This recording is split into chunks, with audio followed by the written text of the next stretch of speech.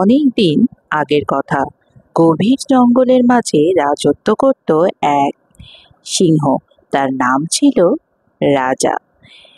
সে ছিল খুব শক্তিশালী, সাহসী এবং বনের সব প্রাণীর ভয় ছিল তাকে নিয়ে।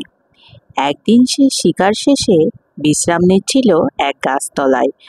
হঠাৎ তার পায়ে ছোট্ট একটা কাঁটা বিঁধে গেল। সিংহ ব্যথায় গর্জন করতে লাগলো, কিন্তু কিছুতেই কাঁটাটা বের করতে পারলো না। সে গর্জন করতে লাগলো আর বলতে লাগলো, আমি জঙ্গলের রাজা, কেউ কি নেই আমাকে সাহায্য করার? সব প্রাণী ভয় পেয়ে দূরে পালিয়ে গেল। কেউ সাহস করলো না তার কাছে যেতে। ঠিক তখন ছোট্ট একটি ইঁদুর ধীরে ধীরে এগিয়ে এলো। সিংহ অবাক হয়ে বলল, তুমি তুমি তো এত ছোট, কি করতে পারবে তুমি আমার জন্য? ইঁদুরটি বলল, রাজা মশাই, আমি চেষ্টা করতে পারি।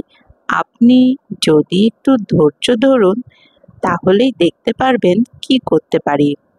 সিংহ একটু নরম হয়ে কাঁটাওয়ালা পা বাড়িয়ে দিল। ইঁদুর খুব সতর্কভাবে দাঁত দিয়ে কাঁটাটা টেনে বের করে দিল।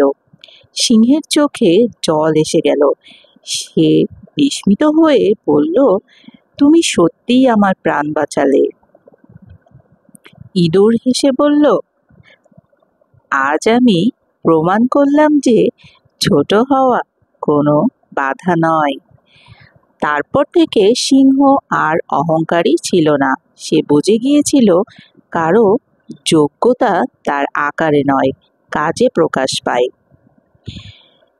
এখানে শিক্ষণীয় কথা হলো, অহংকার না করে সবাইকে সম্মান করা উচিত। ছোট থেকে বড় সবাই কখনো না কখনো উপকারে আসতে পারে। কেমন লাগলো আমার গল্পটি? অবশ্যই জানাতে ভুলবেন না কিন্তু। ধন্যবাদ।